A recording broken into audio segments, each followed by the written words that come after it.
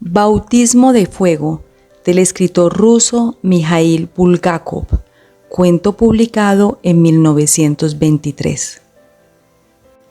Bautismo de fuego. Rápidamente pasaron los días en el hospital de N y yo comencé poco a poco a acostumbrarme a mi nueva vida. En las aldeas continuaban agramando el lino, los caminos seguían estando intransitables y a la consulta no venían más de 5 personas cada día. Las noches las tenía completamente libres y las dedicaba a poner en orden la biblioteca, a leer los manuales de cirugía y a tomar té larga y solitariamente junto al samovar. La lluvia caía durante días y noches enteras, y las gotas golpeaban inexorablemente el techo. El agua caía con gran fuerza bajo la ventana y resbalaba por el canalón hacia un cubo. El patio estaba cubierto de fango, de niebla, de una negra penumbra en la cual, como manchas opacas y difusas, se iluminaban las ventanas de la casita del enfermero y la lámpara de petróleo del portón. Una de aquellas noches estaba yo sentado en mi gabinete y estudiaba un atlas de anatomía topográfica. A mi alrededor había un completo silencio, interrumpido de vez en cuando por el roer de los ratones detrás del aparador del comedor. Estuve leyendo hasta que mis párpados, ya pesados, comenzaron a cerrarse. Finalmente bostecé, dejé a un lado el atlas y decidí acostarme. Me estiré y, saboreando por anticipado un sueño pacífico, acompañado por el ruido y el golpeteo de la lluvia, me dirigí a mi dormitorio, me desvestí y me acosté. No había tenido siquiera tiempo de rozar la almohada cuando, delante de mí, en la penumbra soñolienta, apareció el rostro de Ana Prohorova, de 17 años, de la aldea Toropovo. A Ana Prohorova había que extraerle un diente. El enfermero Demian Lukish se deslizó suavemente con unas brillantes tenazas en las manos. Recordé cómo decía aquesto en lugar de esto, llevado por el amor que profesaba al estilo elevado. Sonreí y me quedé dormido. Sin embargo, no había pasado media hora cuando me desperté de repente, como si me hubieran dado un tirón. Me senté y, examinando con temor la oscuridad, me puse a escuchar con atención. Alguien golpeaba con fuerza e insistencia la puerta exterior y desde un primer momento presentí que aquellos golpes eran de mal agüero. Llamaban a mi apartamento. Los golpes cesaron, resonó el cerrojo, se oyó la voz de la cocinera y en respuesta una voz poco clara. Luego alguien subió por la escalera, provocando chirridos, entró silenciosamente en el gabinete y llamó en mi dormitorio. ¿Quién es? Soy yo, me respondió un respetuoso susurro. Yo, Axinia, la enfermera. ¿De qué se trata? Ana Nikolaevna me envía a buscarle. Pide que vaya enseguida al hospital. ¿Qué ha sucedido?, pregunté y sentí que el corazón me daba un vuelco. Han traído a una mujer de Dulcevo. Tiene complicaciones con el parto. Ya está. Ya comenzamos. Cruzó por mi cabeza mientras trataba inútilmente de meter mis pies en las zapatillas. ¡Ah, diablos! Las cerillas no encienden. Bien, tarde o temprano tenía que suceder. No podía pasarme toda la vida con las laringitis y los catarros estomacales. Está bien. Vete y dile que ahora mismo iré. Grité y me levanté de la cama. Detrás de la puerta se oyeron los pasos de Axinia y de nuevo resonó el cerrojo. El sueño desapareció en un instante. Con dedos temblorosos, encendí la lámpara apresuradamente y comencé a vestirme. Las 11:30. ¿Qué complicaciones con el parto tendría aquella mujer? Posición incorrecta, pelvis estrecha o quizá alguna cosa peor. Tal vez tendré que utilizar los forceps. ¿No sería mejor enviarla directamente a la ciudad? Impensable. ¿Qué doctor tan bueno?, dirían todos. Y además, no tengo derecho a hacerlo. No, tengo que hacerlo yo mismo. ¿Hacer qué? El diablo lo sabe. Será una tragedia si me confundo, una vergüenza ante las comadronas. Aunque primero es necesario ver de qué se trata. No vale la pena inquietarse antes de tiempo. Me vestí, me puse el abrigo y confiando mentalmente en que todo saldría bien, corrí bajo la lluvia hacia el hospital, pisando sobre tablones que al hundirse hacían saltar el agua del patio. En la semioscuridad se distinguía, junto a la entrada, una carreta. El caballo golpeaba con sus cascos las tablas podridas. ¿Usted ha traído a la parturienta?, pregunté a la figura que se movía junto al caballo. ¿Yo? Sí, yo, padrecito, contestó lastimeramente una voz de mujer. En el hospital, pese a lo avanzado de la hora, había agitación. En la recepción ardía, parpadeante, una lámpara de petróleo. Por el angosto corredor que conducía a la sección de maternidad, Axinia pasó rápidamente junto a mí, llevando una palangana. Detrás de la puerta se oyó de pronto un débil gemido que cesó inmediatamente. Abrí la puerta y entré en la sala de partos. La pequeña habitación blanqueada estaba intensamente iluminada por la lámpara del techo. En la cama, junto a la mesa de operaciones, yacía una mujer joven, cubierta hasta el mentón por una manta. Su rostro estaba desfigurado por una mueca de dolor y húmedos mechones de pelo se le habían pegado a la frente. Anna Nikolayevna, con un termómetro en la mano, preparaba una solución en un recipiente, mientras la segunda comadrona, Pelageya Ivanovna, sacaba sábanas limpias del armario. El enfermero, apoyado contra la pared, estaba en pose de Napoleón. Al verme, todos se animaron. La parturienta abrió los ojos, se estrujó las manos y de nuevo gimió lastimeramente. ¿Qué ocurre?, pregunté y yo mismo me asombré del tono de mi voz. Hasta tal punto era seguro y tranquilo. Posición transversal, contestó rápidamente Anna Nikolayevna, mientras continuaba echando agua en la solución. Bien, dije alargando las sílabas y frunciendo el entrecejo. Bien, veamos.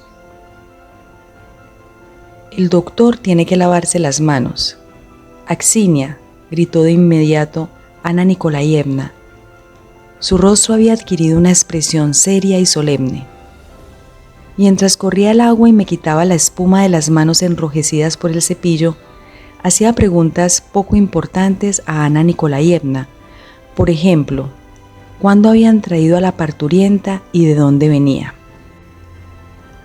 La mano de Pelageya Ivanovna levantó la manta y yo, sentándome al borde de la cama y tocándola suavemente, comencé a palpar el vientre hinchado. La mujer gemía, se estiraba, crispaba los dedos, arrugaba la sábana. Tranquila, tranquila, aguanta, le dije, mientras apoyaba cuidadosamente las manos sobre su piel estirada, ardiente y seca. En realidad, después de que la experimentada Anna Nikolayevna me había sugerido de qué se trataba, este examen no era necesario. Por más que continuara examinándola, no sabría más que Ana Nikolayevna. Su diagnóstico era, por supuesto, correcto. Posición transversal, era evidente. Bien, ¿y después? Frunciendo el entrecejo, continué palpando el vientre por todos lados y de reojo observaba los rostros de las comadronas. Estaban concentradas y serias y en sus ojos leía aprobación a lo que yo hacía.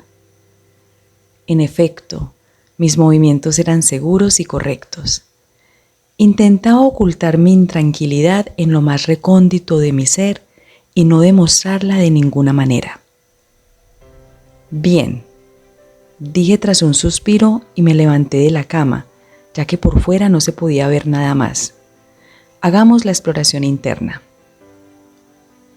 La aprobación apareció de nuevo en los ojos de Ana Nikolayevna. Axinia. De nuevo corrió el agua. Si pudiera leer ahora el Doderlein, pensé tristemente mientras me enjabonaba las manos. Pero era imposible hacerlo en ese momento. Además, ¿cómo me podría ayudar en aquel momento Doderlein? Me quité la espesa espuma y me unté los dedos con yodo. La sábana limpia crujió bajo las manos de Pelageya Ivanovna. Inclinándome hacia la parturienta, comencé tímida y cuidadosamente a realizar la exploración interna. En mi memoria surgió de manera espontánea la imagen de la sala de operaciones de la maternidad. Lámparas eléctricas que ardían intensamente dentro de globos opacos, un brillante suelo de baldosas, el instrumental y los grifos que relucían por todas partes. El asistente, con una bata blanca como la nieve, manipulaba sobre la parturienta. A su alrededor estaban 3 ayudantes, los médicos practicantes y una multitud de estudiantes. Todo estaba bien, era luminoso y sin peligro. Aquí, en cambio, estoy completamente solo y tengo en mis manos a una mujer que sufre. Yo respondo por ella, pero no sé cómo ayudarla, pues solo he visto de cerca un parto 2 veces en mi vida. En este momento estoy realizando una exploración, pero eso no me hace sentir ningún alivio a mí ni a la parturienta. No entiendo absolutamente nada ni consigo palpar nada en su interior. Pero había llegado el momento de decidirse a hacer algo. Posición transversal. Como se trata de una posición transversal, entonces es necesario hacer un viraje sobre la piernecita. No pudo contenerse y dijo, como para sí misma, Ana Nikolayevna. Un médico viejo y experimentado la habría mirado con desaprobación por entrometerse y adelantarse con sus conclusiones. Yo, en cambio, no soy una persona que se ofenda con facilidad. Sí, confirmé significativamente. Un viraje sobre la piernecita. Y entonces desfilaron con rapidez ante mis ojos las páginas de Doderlein. Viraje directo, viraje combinado, viraje indirecto. Páginas, páginas, y en ellas dibujos, la pelvis, bebés torcidos, asfixiados, con enormes cabezas, una manito que cuelga y en ella un lazo. Hacía poco tiempo que había leído el libro. Además, lo había subrayado, reflexionando atentamente sobre cada palabra, imaginándome la correlación de las partes y todos los métodos. Al leerlo, me parecía que el texto quedaría para siempre impreso en mi cerebro. Pero ahora, de entre todo lo leído, solo surgía una frase. La posición transversal es una posición absolutamente desfavorable. Lo cierto, cierto. Absolutamente desfavorable, tanto para la mujer que va a parir, como para el médico que ha terminado la universidad solo 6 meses atrás. Está bien, lo haremos, dije incorporándome. El rostro de Ana Nikolayevna se animó.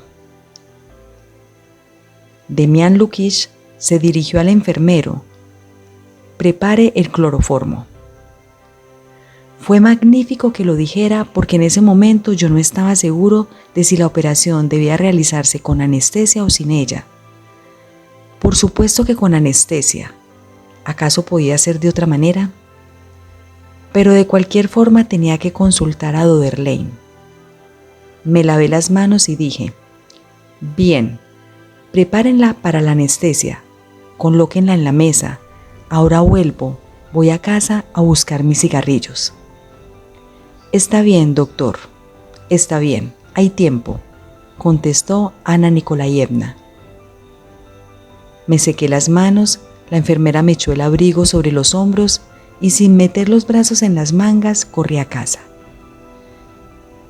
Una vez en mi gabinete encendí la lámpara y olvidando quitarme el gorro, me lancé hacia la estantería. Allí estaba Doderlein. Operaciones en obstetricia. Comencé a pasar rápidamente las lustrosas páginas. El viraje representa siempre una operación peligrosa para la madre. Un escalofrío recorrió mi espalda a todo lo largo de la columna vertebral. El peligro principal radica en la posibilidad de un desgarramiento espontáneo del útero. Espontáneo. Si el partero, al introducir la mano en el útero, como consecuencia de la falta de espacio o por la influencia de la reducción de las paredes del útero, encuentra dificultades para llegar hasta la pierna, debe renunciar a intentos posteriores de realizar el viraje. Bien, si por algún milagro llegara a ser capaz de determinar esas dificultades y de renunciar a intentos posteriores, ¿qué haría con esa mujer anestesiada de la aldea de Dulcevo? Más adelante, se prohíbe terminantemente tratar de llegar hasta las piernas a lo largo de la espalda del feto. Lo tomaremos en cuenta. Sujetar la pierna que está arriba se considera un error, ya que al hacerlo el feto puede girar sobre su propio eje, lo que puede originar un grave encajamiento del feto y puede conducir a las más tristes consecuencias. Tristes consecuencias, algo indefinidas, pero qué palabras tan impresionantes. ¿Y si el marido de la mujer de Dulcevo se queda viudo? Me sequé el sudor de la frente, reuní fuerzas y saltándome aquellos terribles pasajes, traté de recordar solo lo esencial. ¿Qué es lo que debía hacer y por dónde introducir la mano? Pero mientras recorría rápidamente los negros párrafos, una y otra vez me topaba con nuevas cosas terribles. Me saltaban a la vista. Debido al enorme peligro de desgarramiento, los virajes interno y combinado son de las operaciones obstétricas más peligrosas para la madre. Y como acorde final, con cada hora de retraso, crece el peligro. Basta. La lectura trajo sus frutos. Todo se confundió definitivamente en mi cabeza y en un instante me convencí de que no entendía nada y sobre todo de que no sabía qué tipo de viraje iba a realizar, combinado, no combinado, directo, indirecto. Abandoné el Doderlein y me dejé caer en el sillón, forzándome a poner en orden mis fugitivos pensamientos. Luego miré el reloj. Diablos, llevaba 20 minutos en casa. En el hospital me esperaban, con cada hora de retraso. Las horas se componen de minutos y los minutos, en estos casos, vuelan a una velocidad increíble. Arrojé el Doderlein y corrí de regreso al hospital. Todo estaba listo. El enfermero estaba de pie junto a la mesita y en ella preparaba la mascarilla y el frasco con cloroformo. La parturienta ya estaba acostada en la mesa de operaciones. Un gemido ininterrumpido se extendía por toda la clínica. «Aguanta, aguanta», balbuceaba tiernamente Pelagea Ivanovna, inclinándose hacia la mujer. «El doctor te ayudará ahora mismo». «No tengo fuerzas. No, ya no tengo fuerzas. No lo soportaré». «No temas, no temas», balbuceaba la comadrona. «Lo soportarás. Ahora te daremos a oler algo. No sentirás nada». «No tengo fuerzas. No, ya no tengo fuerzas. No lo soportaré». «No temas, no temas», balbuceaba la comadrona. «Lo soportarás. Ahora te daremos a oler algo. No sentirás nada». El agua salía ruidosamente de los grifos. Ana Nikolayevna y yo comenzamos a limpiarnos y a lavarnos las manos y los brazos desnudos hasta el codo. Ana Nikolayevna, con un fondo de gemidos y lamentos, me contaba cómo mi antecesor, un experto cirujano, hacía los virajes. Yo la escuchaba ansiosamente, procurando no perderme una sola palabra. Y esos 10 minutos me dieron más que todo lo que había leído sobre obstetricia cuando me preparaba para el examen estatal en el que justamente en obstetricia había obtenido una nota sobresaliente. Por palabras aisladas, frases inconclusas, insinuaciones hechas de paso, me enteré de lo más necesario, de aquello que no se encuentra nunca en ningún libro. Cuando comencé a secarme las manos, idealmente blancas y limpias, con gasa esterilizada, la decisión ya se había adueñado de mí y tenía en la cabeza un plan firme y determinado. En aquel momento ya no tenía para qué pensar si el viraje iba a ser combinado o no combinado. En aquel momento ya no tenía para qué pensar si el viraje iba a ser combinado o no combinado. Todos aquellos términos científicos ahora no venían al caso. Lo importante era una cosa. Debía introducir una mano, con la otra ayudarme desde fuera para ejecutar el viraje y confiando ya no en los libros, sino en el sentido de la medida, sin el cual el médico no sirve para nada, debía cuidadosa pero insistentemente hacer bajar una piernecita y tirando de ella extraer el bebé. Debía estar tranquilo y ser cuidadoso, pero al mismo tiempo ilimitadamente decidido y audaz. «Comencemos», le ordené al enfermero y empecé a untarme los dedos con yodo.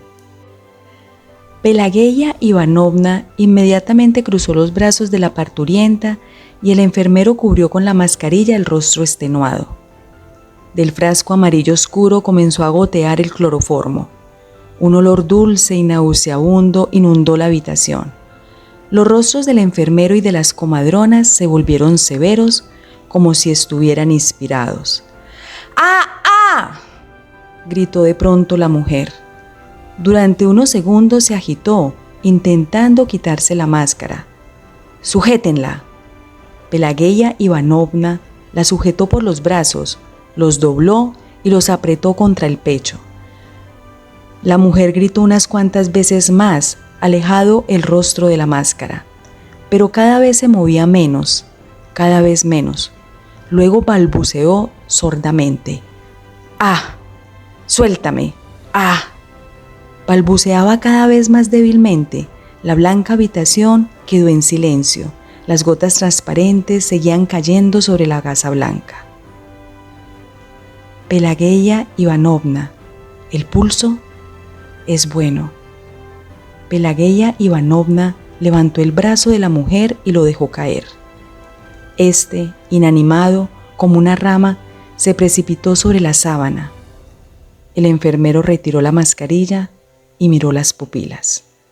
«Duerme». Un charco de sangre. Mis brazos están ensangrentados hasta el codo. En las sábanas hay manchas sanguinolentas, coágulos rojos y bolas de gasa. Y Pelagea Ivanovna sacude el recién nacido y le da golpecitos. Axinia hace ruido con los baldes al verter el agua en las palanganas. Sumergen al niño alternativamente en agua fría y caliente. El bebé calla y su cabeza parece sujeta por un hilo. Cuelga sin vida y se balancea de un lado a otro. Pero de pronto se escucha algo como un chirrido o un gemido y después se oye el primer grito, ronco y débil. «¡Está vivo! ¡Está vivo!», murmura Pelageya Ivanovna y coloca al bebé sobre una almohada. Y la madre también está viva. Por suerte no ha ocurrido nada terrible. Yo mismo le tomo el pulso. Sí, es regular y claro. El enfermero sacude ligeramente a la mujer por el hombro y dice: «Bueno, mujer, despierta». Arrojan a un lado las sábanas ensangrentadas y apresuradamente cubren a la madre con una sábana limpia. El enfermero y Axinia se la llevan a la sala. El bebé, ya envuelto en sus pañales, se marcha sobre la almohada. Una pequeña carita marrón y arrugada mira desde el borde blanco sin dejar de emitir un agudo llanto. El agua corre por los grifos de los lavabos. Ana Nikolayevna fuma ansiosamente un cigarrillo, arruga la cara a causa del humo y tose. «Doctor, ha hecho usted muy bien el viraje, con mucha seguridad». Me froto afanosamente las manos con un cepillo y la miro de reojo. ¿Estará burlándose? Pero en su rostro hay una sincera expresión de orgullosa satisfacción. Mi corazón rebosa alegría. Miro el blanco y sangriento desorden que hay a mi alrededor, el agua roja de la palangana y me siento vencedor, pero en algún recóndito lugar de mi ser se agita el gusano de la duda. Todavía debemos esperar a ver qué ocurre después, digo. Ana Nikolayevna levanta asombrada la vista hacia mí. ¿Qué puede ocurrir? Todo ha salido bien. Murmuro cualquier cosa como respuesta. En realidad, lo que quisiera decir es lo siguiente: ¿estará todo intacto en el interior de la madre? ¿No la habré lastimado durante la operación? Esto atormenta confusamente mi corazón. Pero mis conocimientos de obstetricia son tan poco claros, tan librescamente fragmentarios. Un desgarramiento, ¿cómo debe manifestarse? ¿Cuándo se presentarán los primeros síntomas? ¿Ahora o más tarde? No, mejor no hablar sobre este tema. Cualquier cosa puede ocurrir, digo yo. No está excluida la posibilidad de una infección. Repito la primera frase que se me ocurre de algún manual. Ah, eso. Alarga tranquilamente las palabras Ana Nikolayevna. Si Dios quiere, nada ocurrirá. Una infección, todo está limpio y esterilizado. Era más de la 1 cuando regresé a mi apartamento. Sobre el escritorio del gabinete, bajo la mancha de luz de la lámpara, yacía pacíficamente el Doderlein abierto en la página Peligros del viraje. Durante casi 1 hora estuve bebiendo el té ya frío y hojeando el libro. Entonces ocurrió algo interesante. Todos los pasajes que hasta ese momento me habían resultado oscuros se volvieron completamente claros, como si se hubieran llenado de luz, y allí, bajo la luz de la lámpara, por la noche, en aquel lugar apartado, comprendí lo que significa el verdadero conocimiento. Se puede adquirir una gran experiencia en la aldea, pensé mientras me quedaba dormido, pero hay que leer todo lo posible, leer. Fin. Mikhail Bulgakov nació en Rusia en 1891, novelista y dramaturgo, hijo primogénito de un profesor y prominente ensayista ruso ortodoxo, pensador y traductor de textos religiosos. Estudió medicina y ejerció como médico hasta que en 1921 se trasladó a Moscú para dedicarse exclusivamente a la literatura. Publicó novelas y artículos durante la primera mitad de los años 20. Su primer libro fue un almanaque de folletines llamado Perspectivas Futuras, pero fue como autor teatral donde alcanzó considerable fama. En 1928 llegó a tener 3 obras representándose simultáneamente en los más importantes teatros de Moscú. Entre sus piezas para teatro cabe señalar el drama La Evasión, 1927, que trata sobre la evacuación de los rusos blancos y la vida de los emigrados. La más significativa de sus obras teatrales se tituló Los días de los Turbín, una adaptación de su novela La Guardia Blanca, 1925, la mejor de las que publicó en vida y de cuya adaptación se ocupó personalmente. Esta obra se representó en el Teatro Dramático de Moscú en 1926 con un notable éxito y despertó una encendida polémica. De ella se destaca la caracterización de los personajes, gente honrada que lucha contra los comunistas, no por intereses personales, sino en nombre de sus ideales. Su mirada satírica sobre los funcionarios de la cultura en Soikina Kabartira 1926 motivó la creciente censura de sus obras. Otra temática recurrente en la producción de Bulgakov, que aparece en sus dramas Molière 1936 y Pushkin 1943, es la de la relación entre el artista y el tirano. En Don Quijote 1940 adaptó libremente al teatro la novela de Miguel de Cervantes. La historia de la redacción de su novela más famosa, El Maestro y Margarita, está intrínsecamente unida al destino de Bulgakov como outsider de la literatura soviética y víctima de la censura estalinista. Considerada una de las novelas más importantes de la literatura rusa, a esta obra debe su reconocimiento y fama mundial, que le llegaron un cuarto de siglo después de su muerte, con su publicación en 1966. La primera versión del Maestro y Margarita data de 1929, pero en 1930 el autor la destruyó. Sucesivas redacciones culminaron finalmente en el texto que se publicó en Moscú en el decenio de 1960, aunque hasta 1973 no se hizo pública una edición de la novela libre de mutilaciones. Corazón de Perro, 1969, otra de sus obras más notables, se publicó también póstumamente. Sus cuentos están recogidos en muy distintas colecciones. Notas en los puños son un bello ejemplo de los relatos breves del autor. Muchos cuentos suyos, que pueden leerse como ficción novelesca, dan testimonio del médico rural que fue el escritor. Destaca la voluntad narrativa de Bulgakov, que acredita una notoria capacidad introspectiva y de distanciamiento respecto a la propia persona, con un toque inevitable de cierta comicidad. Todo ello en medio de un paisaje dominado obsesivamente por la nieve y relatado con agilidad y calidez. Mikhail Bulgakov murió en Moscú en 1940. Gracias por escuchar. Narradores: Marilena Gil y Fernando Gutiérrez. Libromante es un proyecto enfocado en la difusión de obras literarias.